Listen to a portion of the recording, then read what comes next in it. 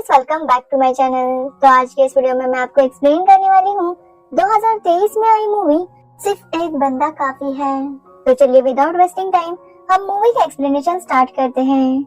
Movie start होती है 2013 से, जहाँ पर एक लड़की अपने मम्मी पापा के साथ आकर एक रेप कंप्लेंट फाइल करती है। एक्चुअली लड़की माइनर थी और ये केस काफी हाई प्रोफाइल था। उस लड़की को मेडिकल टेस्ट के लिए लेकर जाते हैं। उस लड़की का नाम है नू सिंह। नू ने एक बाबा के खिलाफ रेप कंप्लेंट फाइल की है। उस बाबा को जोधपुर से अरेस्ट कर लिया जाता है। उस बाबा के भक्त लाखों में थे जो बहुत ज्यादा गुस्सा थे, जिसके कारण जोधपुर में कर्फ्यू लगाया जाता है। तो वहीं हम देखते हैं जोधपुर के एक लॉयर पीसी सोलंकी, जो अपने बेटे और माँ के साथ रहते हैं। अगले दिन कोर्ट केस था और वहाँ पर भी बहुत सारे लोग आए थे। जज को बाबा बताते हैं कि वो इनोसेंट है। बाबा के लॉयर है शर्मा जी, जो चाहते हैं कि बाबा को बेल मिल जाए। तो वहीं नू के लॉयर नहीं चाहते कि बाबा को बेल मिले। उनका कहना था कि इन्वेस्टिगेशन करने के लिए उन्हें कुछ वक्त चाहिए, जिसके बाद जज बाबा को 15 डेज पुलिस कस्टडी दे देता है। इससे बाबा जी का बेटा शर्मा पर बहुत ज्यादा गुस्सा था। शर्मा उसे किसी तरह शांत करते हैं। तो वहीं नू के लॉयर उसके घर वालों को मिलने आते हैं। वो उन्हें यकीन दिलाते हैं कि उन्हें इंसाफ मिलकर रहेगा। तो वहीं नू के पापा वकील से चार्जशीट की कॉपी मांग रहे थे, लेकिन लॉयर उन्हें दे नहीं रहा था। जिसके बाद उनका लॉयर चला जाता है, लेकिन वो केस भूल कर गया था। जब नू के पापा केस लौटाने के लिए उनके पीछे जाते हैं, तो वो लॉयर की बातें सुनते हैं। वो कॉल पर बात कर रहा था कि सामने वाली पार्टी को 1 करोड़ से ज्यादा मांगो, क्योंकि ये बहुत हाई प्रोफाइल केस है, तो इसलिए ज्यादा कमाना बनता है। इससे नू के पापा समझ जाते हैं कि लॉयर क्या कर रहा है। जिसके बाद वो पुलिस वालों को बुलाते हैं। उसमें से एक ऑफिसर उन्हें पीसी सोलंकी का नाम सजेस्ट करती है। जिसके बाद नू की फैमिली सोलंकी के घर जाती है। सोलंकी जानता है कि ये केस कितना रिस्की है, इसलिए वो हर एक से सेपरेटली बात करता है। पहले वो नू के पापा को बुलाता है और उनसे सब कुछ पूछता है। नू के पापा बताते हैं कि नू बाबा के ही एक स्कूल में पढ़ती थी। वो वहाँ हॉस्टल में रहती थी और एक दिन वार्डन का कॉल आया कि नू की तबीयत खराब है। जब वहीं के डॉक्टर को दिखाया, तो डॉक्टर का कहना था कि नू को भूत लगा है और इसके लिए उन्हें बाबा से मिलना होगा। जिसके बाद नू के मम्मी पापा उसे बाबा के पास दिल्ली लेकर गए, लेकिन वहाँ जाने पर पता चला कि वो जोधपुर आए हैं। जिसके बाद वो लोग जोधपुर आए, बाबा को सब कुछ बताया और बाबा ने उनसे कहा कि वो नू को ठीक कर देंगे। जिसके बाद बाबा उन्हें एक टेंट के पास ले गए। थोड़ी देर बाद एक आदमी आया और नू को अंदर ले गया। जिसके बाद नू सोलंकी को सब कुछ बताती है। जब वो अंदर गई तो कमरे की लाइट्स ऑफ थी। बाबा बेड पर लेटे हुए थे। उन्होंने नू को पास बुलाया और उससे कहा कि वो उनकी भक्त बन जाए। स्कूल कॉलेज में क्या रखा है, पढ़े लिखे लोग उनके हाथ के नीचे ही काम करते हैं। जिसके बाद वो नू को कपड़े निकालने के लिए कहने लगे। नू मना करती रही, तो उन्होंने उसका मुंह दबाया और उसके प्राइवेट पार्ट्स को टच करने लगे। नू जब बाहर आई तो वो बहुत घबराई हुई थी, क्योंकि जिस इंसान को वो भगवान समझती थी, उसी ने उसके साथ ये सब कुछ किया था। नू अपनी मम्मी पापा को ये सब कुछ बता देती है। जिसके बाद उसके पेरेंट्स बाबा से मिलने जाते हैं, तो बाबा उनसे नहीं मिलते हैं। आखिरकार वो पुलिस स्टेशन आकर कंप्लेंट फाइल कर देते हैं। सोलंकी नू से कहता है कि वो बहुत बहादुर है जो उसने कंप्लेंट फाइल की, लेकिन लड़ाई अभी कंप्लीट नहीं हुई। आगे कोर्ट में बहुत से सवाल किए जाएंगे, उसके कैरेक्टर पर भी उंगली उठाई जाएगी, लेकिन नू को अपने स्टेटमेंट पर कायम रहना होगा। सोलंकी नू के मम्मी पापा को एक कहानी सुनाते हैं कि एक बाइकर बहुत तेजी से बाइक चला रहा था। तभी वो देखता है एक आदमी अपने बच्चे के साथ रोड क्रॉस कर रहा था। वो ब्रेक लगाता है, तो वहीं उस बच्चे का बाप बच्चे को संभालने की कोशिश करता है, लेकिन फिर भी बच्चे के पैर को चोट लग जाती है। वो बच्चा जोर जोर से रोने लगता है और उसे डॉक्टर के पास ले जाते हैं।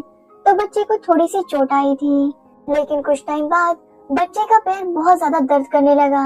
जब डॉक्टर को दिखाया, तब पता चला कि उसका पैर फ्रैक्चर है, लेकिन बच्चे के बाप के पास इतने ज्यादा पैसे नहीं थे, इसलिए उसने उस बाइकर के खिलाफ केस फाइल की। सोलंकी नू के पापा से पूछते हैं कि उसे किसके खिलाफ केस लड़नी चाहिए थी। नू के पापा का कहना था कि सोलंकी को बाइकर के खिलाफ केस लड़नी चाहिए थी, लेकिन सोलंकी कहता है कि वो 3 लोगों के खिलाफ केस लड़ रहा था, एक बाइकर जो हाई स्पीड में गाड़ी चला रहा था, एंड दूसरा वो पहले वाला डॉक्टर जिसने बच्चे का चेकअप ठीक से नहीं किया, और तीसरा उस बच्चे का बाप जिसने बच्चे को ठीक से रोड क्रॉस नहीं कराया। इस केस में गलती उन तीनों की थी, लेकिन सफर उस बच्चे को करना पड़ा। सोलंकी नू के पापा से कहते हैं कि इस केस में उन्हें बहुत सारी धमकियां मिलेंगी, लेकिन उन्हें अपने बयान पर कायम रहना होगा। नू के पापा सोलंकी से उसकी फीस पूछते हैं, लेकिन सोलंकी उनसे कोई फीस नहीं लेता। जिसके बाद कोर्ट केस स्टार्ट होता है और बाबा के लॉयर शर्मा जी का कहना था कि नू की उम्र 18 साल से ज्यादा है, यानी कि माइनर नहीं, वो एडल्ट है। वो जज को नू का नर्सरी स्कूल सर्टिफिकेट दिखाते हैं, जिसमें नू की बर्थ डेट 1994 थी, लेकिन सोलंकी नू का सेकेंडरी स्कूल लिविंग सर्टिफिकेट दिखाते हैं, जिसके हिसाब से नू की बर्थ डेट 1996 थी, यानी कि वो माइनर है, और लॉ के हिसाब से सेकेंडरी स्कूल का सर्टिफिकेट ज्यादा वैलिड माना जाता है, इसलिए बाबा की बेल डिनाई हो जाती है। बट सोलंकी काफी टेंशन में था, क्योंकि अगर बाबा को एक भी हियरिंग में बेल मिल गई तो बाबा यहाँ से भाग जाएगा और फिर उसे कोई भी पकड़ नहीं पाएगा। सोलंकी घर जाकर नू के पापा से बात करता है और जितने भी विटनेसेस हैं उन सबको तैयार रहने के लिए कहता है। बहुत से लोग गवाही देने के लिए तैयार थे। शर्मा जी से कुछ हो नहीं रहा था, इसलिए बाबा के लिए एक नया वकील आता है, जिनका नाम था राम चंदवानी। वो काफी सीनियर और फेमस लॉयर थे। कोर्ट केस स्टार्ट होती है और राम चंदवानी का कहना था कि पुलिस ने इस केस को ठीक से हैंडल नहीं किया। इस केस की कंप्लेंट जोधपुर में करनी चाहिए थी, क्योंकि जोधपुर में क्राइम हुआ था, जबकि इसकी एफआईआर दिल्ली में की गई और पुलिस ने एफआईआर लिखने से पहले मेडिकल टेस्ट किया। ये सब कुछ गलत तरीके से हुआ है और वो लड़की एडल्ट है, वो कोई माइनर नहीं है। उनका कहना था कि ये रेप केस हो ही कैसे सकता है, जबकि मेडिकल टेस्ट में ऐसा कुछ भी नहीं आया था। तो मिस्टर सोलंकी उन्हें बताते हैं कि एज पर पोस्को एक्ट, यानी कि protection of children from sexual offence act, उसके हिसाब से अगर लड़की के प्राइवेट पार्ट्स टच किए जाते हैं तो उसे भी रेप कंसिडर किया जाएगा। उसमें इंटरकोर्स हो या ना हो, वो रेप ही है। ये एक्ट 2012 में निर्भया केस के बाद स्टार्ट किया गया है। और रही बात मेडिकल टेस्ट और फिर एफआईआर लिखने की, तो ये भी अलाउड है। बस एक रूल है कि जब मेडिकल टेस्ट हो तब वहाँ पर एक पुलिस ऑफिसर और लड़की के पेरेंट्स होने चाहिए, और उस हिसाब से पूरी प्रोसेस ठीक से हुई है। इसके बाद बाबा की बेल फिर से डिनाई होती है। बाबा का बेटा रामचंद्रानी पर भी गुस्सा होता है, क्योंकि वो उसके पापा को बेल नहीं दिलवा पाए। एक दिन दो लोग सोलंकी को 20 करोड़ रुपए की रिश्वत की ऑफर करते हैं, लेकिन सोलंकी पुलिस को कॉल करता है, जिसके बाद वो लोग वहाँ से भाग जाते हैं। अब कोर्ट केस स्टार्ट होता है और राज सज्जन नाम का एक आदमी बाबा के खिलाफ गवाही देता है। एक्चुअली राज बाबा का एक्स एम्प्लॉय था। वो बताता है कि बाबा सत्संग में कुछ लड़कियों पर टॉर्च मारता है और वो लड़कियां फिर उन्हीं के साथ रहने लगती हैं। बाबा ने इस तरह बहुत सी लड़कियों का रेप किया है। जब उसे पता चला तो उसने बाबा की नौकरी छोड़ दी। शर्मा जी नू के पापा पर आरोप लगाते हैं कि वो जानबूझकर बाबा को फंसाने की कोशिश कर रहे हैं, लेकिन उसके पापा अपने बयान पर कायम रहते हैं। जिसके बाद नू को बुलाया जाता है और वो भी अपना बयान देती है। जो उसने पहले दिया था वो उसी बयान पर कायम रहती है। जिसके बाद शर्मा जी नू से थोड़े अनकंफर्टेबल क्वेश्चंस करते हैं, लेकिन नू उसे भी अच्छे से हैंडल कर लेती है। बाद में पता चलता है कि बाबा के बेटे पर भी 2 रेप कंप्लेंट्स फाइल हुई है। जिसके बाद पुलिस उसे ढूंढने लगती है, लेकिन वो फरार था।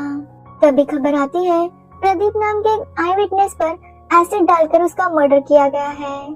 सोलंकी ये सुनकर काफी ज्यादा डर जाता है। वो देखता है तो 2 लोग उसका भी पीछा कर रहे थे। सोलंकी पुलिस को इन्फॉर्म करता है और गाड़ी स्पीड में चलाने लगता है। कुछ टाइम बाद वहाँ पर पुलिस आती है तो वो लोग वहाँ से भाग जाते हैं। फिर से कोर्ट केस स्टार्ट होता है और नू के प्राइमरी स्कूल के प्रिंसिपल का कहना था कि नू की बर्थ डेट 1994 है। सोलंकी समझ जाते हैं कि उसे डराया गया है। जिसके बाद वो मिसेस बापट से क्वेश्चंस करते हैं कि अगर नू का एडमिशन हुआ था तो उसकी फीस की रिसीट, बाकी सारे रिसीट्स भी वहाँ पर होंगे और उस रिसीट पर डेट भी होगी। लेकिन मिसेस बापट के पास इसका कोई भी आंसर नहीं था, इससे साबित हो गया था कि वो झूठ बोल रही थी। जिसके बाद जितेंद्र सिंह नाम का एक आदमी गवाही देता है कि वो बाबा को शक्तिवर्धक दवाई दिया करता था और उसे पूरा यकीन है कि बाबा ने कई लड़कियों के साथ रेप किया है। जब सब लोग कोर्ट से बाहर आ रहे थे तभी उस भीड़ में से एक आदमी आकर जितेंद्र को मार देता है। ये देखकर सोलंकी और ज्यादा डर जाता है, तो वही पुलिस वाले सोलंकी और नू की फैमिली को प्रोटेक्शन देते हैं और साथ ही आई विटनेस को भी। नू सोलंकी से कहती है कि वो इस सब से थक चुकी है। सब लोग उसे ऐसे देखते हैं जैसे उसे ने कोई क्राइम किया है। सोलंकी उसे समझाता है और हिम्मत से काम लेने के लिए कहता है क्योंकि लड़ाई अभी बाकी थी। फिर से कोर्ट के स्टार्ट होता है और शर्मा जी नू से सवाल करने लगते हैं कि जब नू के साथ रेप हुआ तो वहाँ पर बेडशीट कौन सा था, वहाँ पर पंखा था या नहीं। ये सुनकर सोलंकी शर्मा जी से पूछते हैं कि उनके असिस्टेंट के वॉच का कलर क्या है, लेकिन शर्मा जी को इसका जवाब नहीं पता था। सोलंकी कहते हैं कि क्या नू को ये पता था कि वहाँ पर उसके साथ ये सब होने वाला है और बाद में उससे ये सारे सवाल किए जाएंगे। ये सुनकर शर्मा जी चुप हो जाते हैं। कुछ दिनों बाद और एक खबर आती है कि और एक विटनेस का मर्डर हो गया है, जिसके बाद सोलंकी अपने असिस्टेंट को इस केस से निकाल देता है ताकि वो सेफ रहे। जिसके बाद एक्स लॉ मिनिस्टर वेंकटेश स्वामी की एंट्री होती है। वो रिक्वेस्ट करने आए थे कि बाबा जी को बेल मिले। उनका कहना था कि बाबा जी ने कितने स्कूल, कॉलेजेस और हॉस्पिटल स्टार्ट किए हैं, वो इतने अच्छे काम करते हैं और उन्हें बेल भी नहीं मिल रही। लेकिन सोलंकी कहते हैं कि ये सब करने से उन्हें रेप करने का लाइसेंस नहीं मिलता। सोलंकी कहते हैं कि मिस्टर स्वामी बाबा की बेल के लिए प्लेड नहीं कर सकते क्योंकि उनके पास बाबा का एप्लीकेशन नहीं है और अगर कल बाबा गिल्टी प्रूव हो गए तो इससे स्वामी जी की पार्टी को बहुत ज्यादा नुकसान होगा। ये सुनते ही स्वामी जी वहाँ से चले जाते हैं और फिर से बाबा की बेल डिनाई होती है। जिसके बाद हम देखते हैं सुप्रीम कोर्ट में, जहाँ पर कुछ लॉयर्स ये कह रहे थे कि बाबा को एक डेंजरस बीमारी है और उसके लिए बाबा को बेल मिलनी चाहिए ताकि वो अमेरिका जाकर उसकी ट्रीटमेंट कर सके। तभी सोलंकी को घर से कॉल आता है कि उसका बेटा कब से गायब है। ये सुनकर सोलंकी काफी डर जाते हैं और पुलिस वालों को कॉल करके इन्फॉर्म करते हैं। जिसके बाद वो कोर्ट में वापस आकर अपनी केस लड़ने लगते हैं। सोलंकी जज से कहते हैं कि बाबा इस तरह से सिर्फ फरार होने की कोशिश कर रहे हैं और एक बार उनको बेल मिल गई तो वो यहाँ से भाग जाएंगे और फिर किसी के हाथ नहीं आएंगे। और रहा सवाल बाबा की बीमारी का, तो इंडिया के पास ब्रिलियंट डॉक्टर्स हैं, उन्हें कह दिया जाए कि उनका चेकअप करे, जिसके बाद रिपोर्ट्स आएंगे उस हिसाब से वो डिसीजन ले सकते हैं। जज भी मेडिकल टेस्ट की परमिशन दे देता है। सोलंकी को फिर से कॉल आता है कि उसका बेटा मिल गया है। वो अपने फ्रेंड्स के साथ आइसक्रीम खाने के लिए गया था। बाबा के टेस्ट किए जाते हैं और उनकी रिपोर्ट नॉर्मल थी, इसलिए फिर से उनकी बेल कैंसिल हो जाती है। सोलंकी जब घर आता है तो वो अपने बेटे पर बहुत गुस्सा करता है। कुछ टाइम बीत जाता है और 2018 को अब फैसला होने वाला था कि बाबा ने क्राइम किया है या नहीं। शर्मा जी जज से कहते हैं कि बाबा ने कितने अच्छे काम किए हैं, जैसे स्कूल ओपन करना, हॉस्पिटल में फ्री ट्रीटमेंट। बाबा जी के आश्रम में हजारों लोग रोज खाना खाते हैं, इसलिए उनके अच्छे कामों पर भी ध्यान देना चाहिए। बहुत से लोगों की भावनाएं बाबा के साथ जुड़ी हुई है, इसलिए अगर बाबा को सजा हुई तो इसका समाज पर अच्छा इफेक्ट नहीं होगा। जिस पर सोलंकी कहते हैं कि बाबा ने जो किया है वो माफ करने के काबिल नहीं है। अगर वो चैरिटी करते हैं इसका मतलब ये नहीं कि वो कोई भी क्राइम कर सके। जिसके बाद सोलंकी एक कहानी सुनाते हैं। जब भगवान राम ने रावण को मार दिया था तो मरने के बाद भी उसे मोक्ष नहीं मिला। रावण बहुत तपस्या करने लगा और भगवान शिव को बुलाने लगा। उसकी तपस्या देखकर माता पार्वती शिव जी से बोली कि रावण उनका इतना बड़ा भक्त है तो वो उसे दर्शन क्यों नहीं देते। शिव जी ने कहा कि इस दुनिया में 3 तरह के क्राइम हैं। पहला जो इंसान अनजाने में करता है और माफी मांगने के बाद उसे माफी दी भी जाती है। दूसरा क्राइम है अति पाप, जैसे कि मर्डर, किडनैपिंग एक्सेट्रा। इसमें हमें सजा मिलती है और सजा काटने के बाद माफी मिल जाती है। लेकिन तीसरा क्राइम है महापाप, जिसमें माफी नहीं मिलती। लेकिन पार्वती कहती है कि रावण ने भी तो सीता का किडनैप किया था, तो ये भी अति पाप में आता है, जिस पर शिव जी कहते हैं कि रावण ने अगर रावण बनकर सीता का अपहरण किया होता तो शायद वो उसे माफ भी कर देते, लेकिन रावण ने एक साधु का भेष लेकर सीता का अपहरण किया और ये महापाप में आता है, क्योंकि इससे समाज पर बहुत गहरा इफेक्ट होगा और ये माफी के काबिल बिल्कुल भी नहीं है।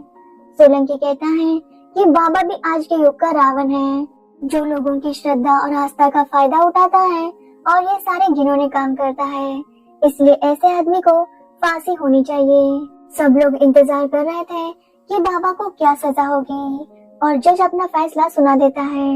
वो बाबा को उम्र कैद की सजा देता है। जैसे ये न्यूज बाहर आती है सब लोग काफी खुश होते हैं और यहीं पर ये मूवी एंड हो जाती है। तो अगर आपको इस मूवी की स्टोरी और मेरा एक्सप्लेनेशन पसंद आया हो तो वीडियो को लाइक कमेंट शेयर जरूर करें और मेरे चैनल को सब्सक्राइब करना बिल्कुल मत भूलना। Thanks for watching the video.